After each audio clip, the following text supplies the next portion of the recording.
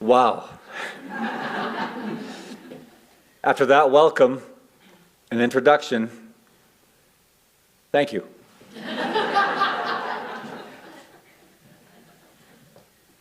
I've had the best job in Montana for these couple of weeks because I've got to go around the state with my daughter and introduce her. This is the first time she's introduced me, and now I know why she hates it so much. It's really hard to hear all that, but thank you, Ricky. Isn't it great to be alive? Just fill up your lungs with air and fill your heart with joy and blood and all of your cells. You can feel life pulsing through you. As you guys know, because this is an educated crowd, every 7 years, all of the cells in our body change. And so I'd like to make a suggestion, if you wish, that we have the opportunity, if we live another 7 years, or however long we live, to be good ancestors to ourselves.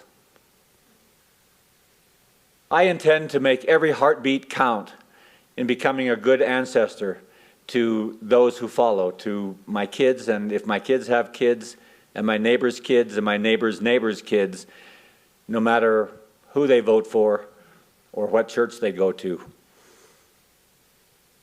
First, I want to say some thank yous to all of you in Bozeman here at the UU Church. You guys invited me a long time ago, and then Ricky got a couple of speaking engagements around that, and we just put together a huge tour going around the state. But I want to thank Lisa and Carolyn. You guys have been great to work with, and of course Jan Strout, who's in Cuba right now, doing great things with other people around the world. And of course Joy LeClaire, who's, I think, is Joy back in the room? Yeah, so she's hearing all, she knows how hard it is to interview me, don't you, Joy? She asked one question, and a half an hour later she goes, could I ask another question? I want to thank Drive Electric, Jesse Therian. He's come over here. He and Wrestler Motors in Helena got us the use of a Silverado EV to go around the state. And man, if you like power, speed, these things are amazing. It's like a 4,000 pound, or how much do they weigh, Jesse? Almost 9,000 pounds. It's like a 9,000 pound smartphone. It's amazing. So I know I can get the lowest tier and still be ahead of myself. So, like I say, I've had the best job in Montana introducing Ricky. She's Ricky Held of the Held v. Montana, the first ever constitutional youth climate lawsuit successful in history.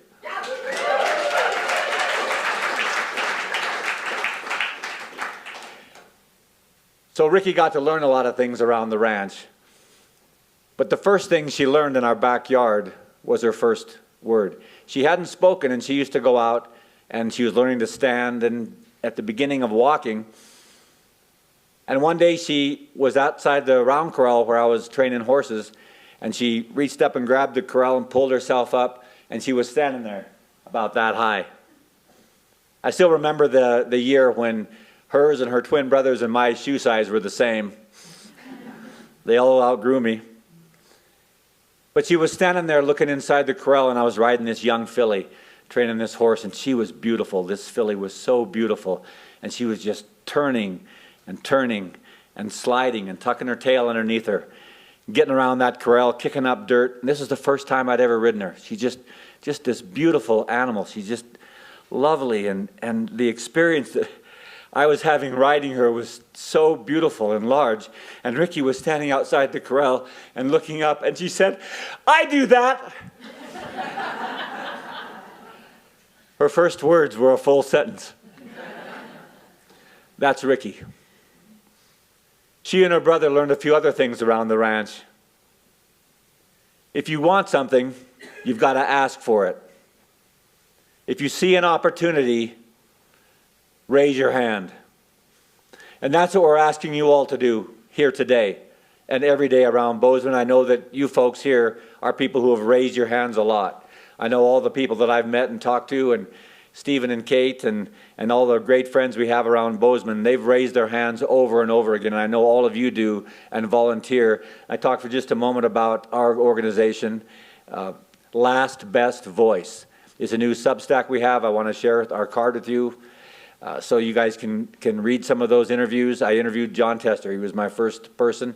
And I interviewed lots of folks around the state, people with different perspectives and ideas about what we should do in the state. And this means everybody from progressives to, Bob Rowe, the Northwest Energy over in Helena. I've talked to him. Bill Galt. He's been a friend for years from the Montana Cowboy Hall of Fame. Bob Quinn. He was the first organic farmer in Montana. He's a Republican. He's RFK's guy. So there are great ideas all over the place, and people learning about regenerative farming and ranching. So that's a lot of what we're doing. Oh, there's one other thing that Ricky learned. If something is broken, find a tool. That's what she did when she found Our Children's Trust, and she signed on for Held v. Montana, which became Held v. Montana. You didn't know that when she started. She raised her hand. Even as a kid, she knew that, and that's what we're asking all of you to do. Ricky, she said she went to school in Billings. She was living 200 miles from home in the home of an English teacher. She didn't have any family around, nobody she knew before she went there. She started as a freshman because she wanted to play soccer, and she got a lot of other opportunities. Hi, Kathy.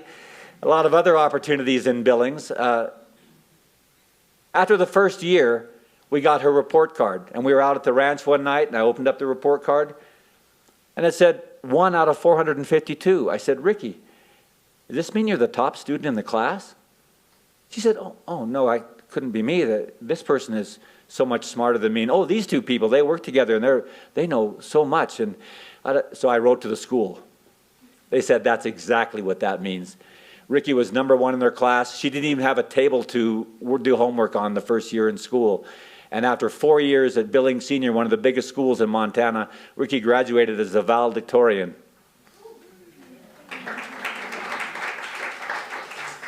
I call this tour #ProudDad.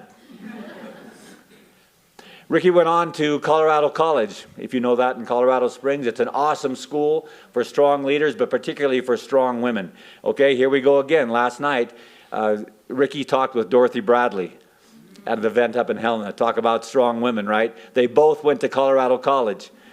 Also, Lynn Cheney went there, and Liz Cheney went there. Some strong women, whether you agree with them or not. And, right, they change their views sometimes. Isn't this amazing? Which brings me to politics, and I believe very much in the separation of church and state. I just want to make this comment about politics. When people say something is political, what that means is they've been taught fear. They've been given fear. That's the only reason why there's a separation. And they teach people to fear the other, whoever that other is.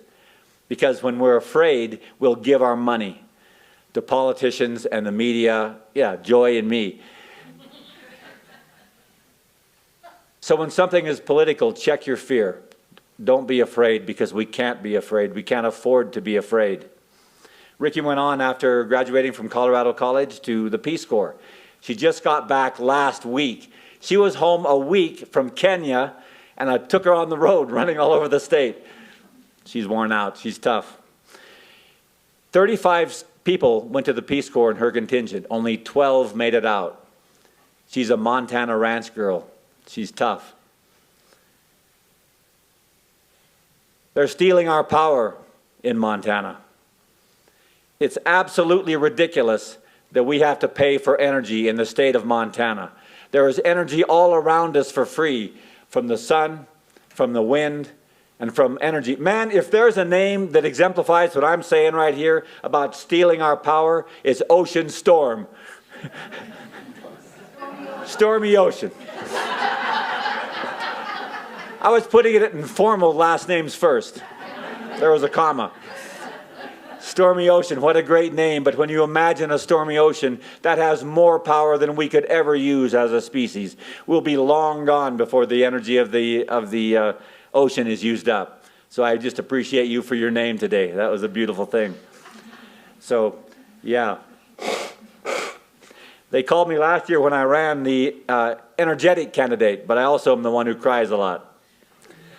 I have so much passion and love for what we do. So I came here because I have a message of hope all the time. And I want to just give you a few suggestions of ways that we could solve this. They're trying to make it sound like the problem of energy is so difficult. It's ridiculous that we pay for energy in Montana. If we had solar panels the size of Lake Erie is pretty big, right? But if we had solar panels that big, we could power the entire United States. And then you think, well, where could we put that many solar panels? Montana, Wyoming, South Dakota, North Dakota, Nevada, Utah, California, Texas. There is so much space. This argument is ridiculous, folks. I know you guys are doing great things here in Helena. And I'm so glad that we got single-use plastics covered, because as we all know, each little area should have rights over their own sovereignty, right? We should have the rights to do what we want. Oh, yeah, right, but we veto those things. I'm really proud of what you do here in Bozeman. If we had windmills, this is a crazy thing. You know, abandoned oil wells, there's a lot of talk about abandoned water wells now in Montana, but abandoned oil wells, if you imagine all the abandoned oil wells across the United States, if there was a windmill on top of every abandoned oil well, only the abandoned ones, if there was a windmill on top of every abandoned oil well that already has power running to it, it's already on the grid, it's already damaged the ground around it, so you're not going to damage more, you could actually reclaim that. If you had a windmill on top of every abandoned oil well in the country, you could produce 2/3 of the world's power. That's how many abandoned oil wells there are. And that's how possible it is to solve this. We are being robbed of our power.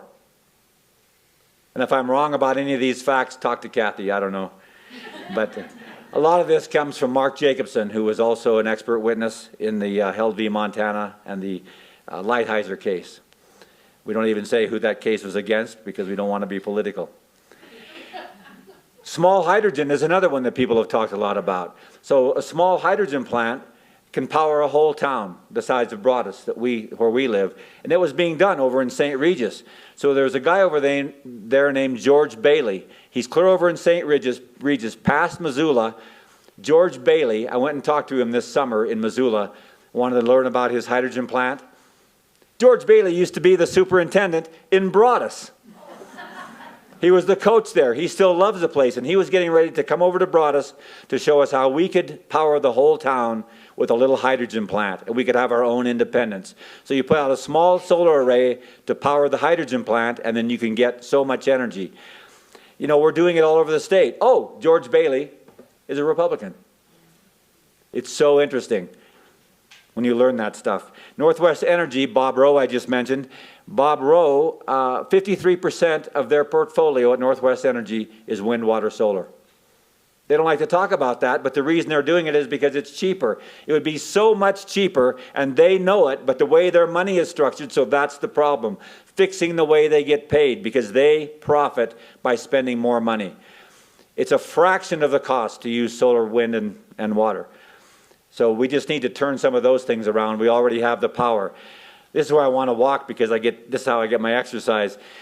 Last year in 2024, there were 19 states in America that produced more clean energy than their state used. 19 states already. We're already there, folks. There's no argument about it. This is a silly conversation. South Dakota, that liberal East Coast state, produced 120% of the energy they used with clean energy last year. They sold the rest off. There is no reason we should be paying for power in Montana. They're robbing our power. In Wales, are any of you familiar with what's going on in Wales? They rewrote their constitution a few years ago. You can get all this out of a book called #FutureGen.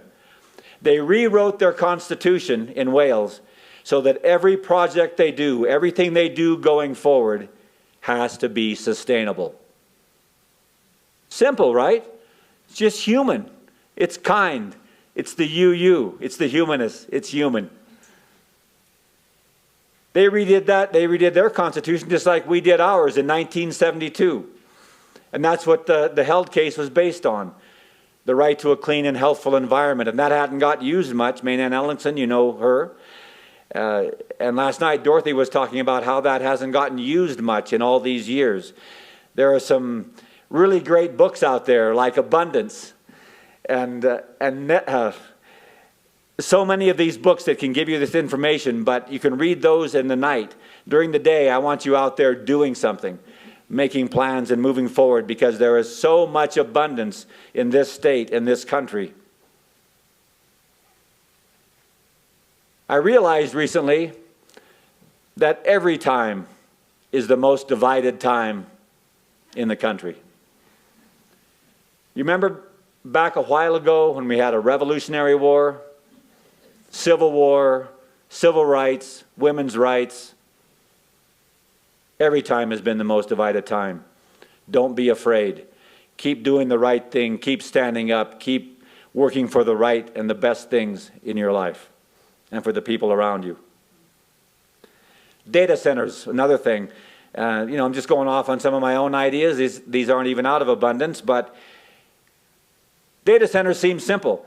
If you're going to permit a data center, make them produce 120% of the energy they use. They have to do it with clean energy, and that 20% they give back. It's like a little tax on the data center. The water they use, they can run on sewage. So can hydrogen energy. Hydrogen and data centers can run off the water at the Berkeley pit. They can use that kind of water. They can take it out, cool with it, clean it up. Then we have fertilizer, right, out of the sewage. So that's all the water that comes out. We shouldn't give them one drop of our municipal water, of our agricultural water. There is plenty of water. There are ways to solve all these problems, but you can't give away your best assets, the things that make us free. Water, wind, solar. We're being robbed of our power. So I want to ask all of you to join me with every heartbeat in being a good ancestor. And I thank you all for your time. We're going to be out here talking to people afterwards. I'm with the UU Church. I have, with the Humanists. I'd like to give out my cards. I hope everybody gets one before they go. They can get in touch with me or Ricky, and we'll be out there to take questions. I guess we don't want to do Q&A now, or we'll do it. We can do it in person, and we can wait afterwards. And then Ricky and I will meet you over there around 1:30 or 2 to visit for a while over at the co-op. Thank you very much.